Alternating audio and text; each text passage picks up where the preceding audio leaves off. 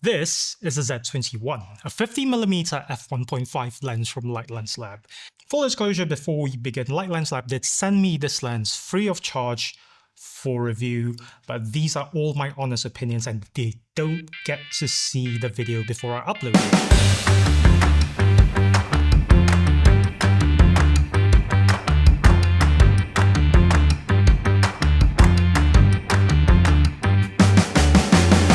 Based on the old Angénieux S21 from the 1950s.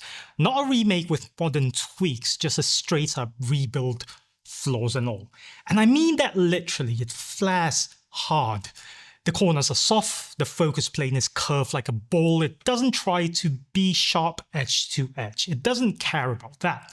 It's not a lens you use because you want technical perfection, you use it because it gives you a certain feel, and honestly, I didn't like it at first. The first time I shot it was in the night street food market just last night actually. Market stalls, messy light, a lot of movement. f1.5 almost the whole time. No filters, no adjustments. I missed focus a lot. The flare was sometimes overwhelming in some frames, but the shots that worked, they had something. I couldn't stop thinking about them. There's this one frame, a man just looking forward. I shot him through a window and the light just catching him right. The center of the image was sharp, everything else swirled around like the lens just don't care. And I like that.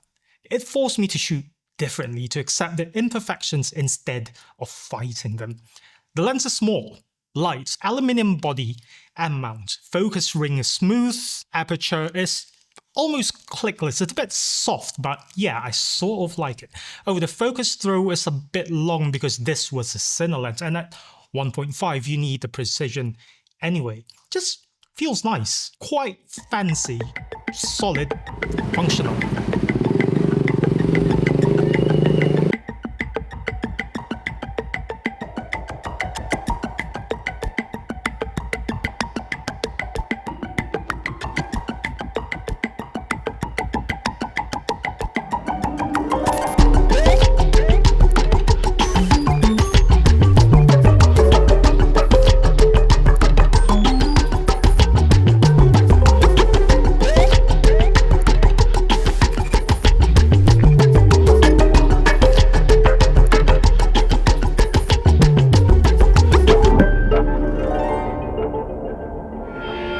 On the M11, which I think makes the most sense, rangefinder focus pairs well with how the lens renders. You learn quite quickly where it hits and where it falls off.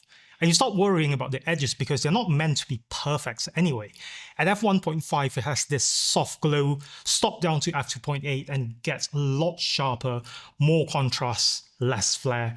But f5.6 is almost behaving like a modern lens, but that's not why we're here. And then I got curious and mounted it on this thing, the Hasselblad X2D. Medium format, I expected vignetting. They claim that it covers the sensor, but I was skeptical. Unsurprisingly, it does. It does vignette a bit. It's not clean in the corners, but it works. Again, the corners aren't meant to be sharp, so yeah, it doesn't matter. The problem with using it on the X2D is the electronic shutter on the X2D itself. No fault of the lens, but then you don't shoot moving subjects or they'll just look like jello. It gives you Hasselblad rendering, Hasselblad colors, and to be quite honest, I'm quite addicted to using it. It falls off on the edges, but it feels intentional, almost painterly. I love shooting it in natural light for some reason. It's probably my lack of skill lighting a subject properly, like the sun. The swirl gets wild. It still falls off the edges, but it feels intentional. The bokeh, just mental. And then since it's a sunny lens, I tried it on the Lumix S9 for video.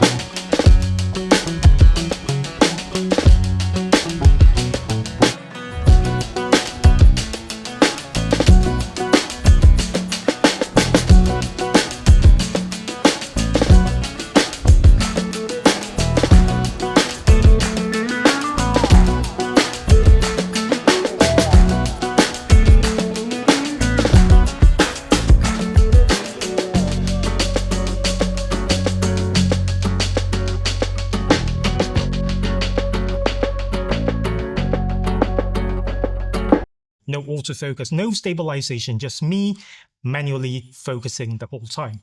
It was a bit of a challenge, but then again, the look was nice. The flares and blooms felt natural. The footage didn't look too clinical. It had character, even if it wasn't technically perfect. I didn't even need to use a mist filter, which I use all the time. That's the thing about this lens.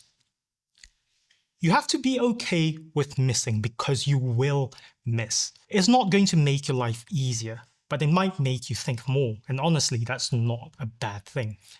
I've got clearer lenses. I've used Summoluxes, I've used Apple stuff, and some modern void lenses. Thipop, for example, that in a previous video, they're faster to use, more reliable, cleaner, but they don't surprise me like this one. They're quite boring. This lens keeps me on my toes. It reminds me to slow down, to frame differently, to stop obsessing over technical sharpness. It allowed me to breathe. It allowed me a sense of artistry, which I frankly lost for about a year. It's not a lens that I'll use for a commercial project or anything unless the client demands it, unless the client asks for it. But for personal work, for experimentation, it's awesome. Also, the JPEGs I got out of the M11, a few of them I don't do post-editing, just straight out of the camera, especially from the X2D, which is, again, insane. It looks great, the colors felt right, the contrast wasn't too flat or overcooked, and even when I misfocused, the shot still worked because the image had feeling. I think it's the best way to describe it. It has feeling.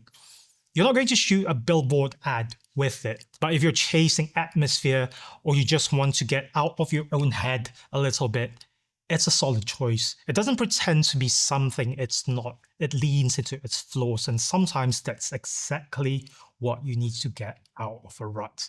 If you're the kind of photographer who enjoys lenses and make you think, not just point and shoot, sharpness, you'll probably enjoy it. If you want clinical precision, corner to corner, don't bother. This one isn't for you. But if you want something with character, something that fights back a little, the Z21 might be worth for you. It's not perfect. That's the point.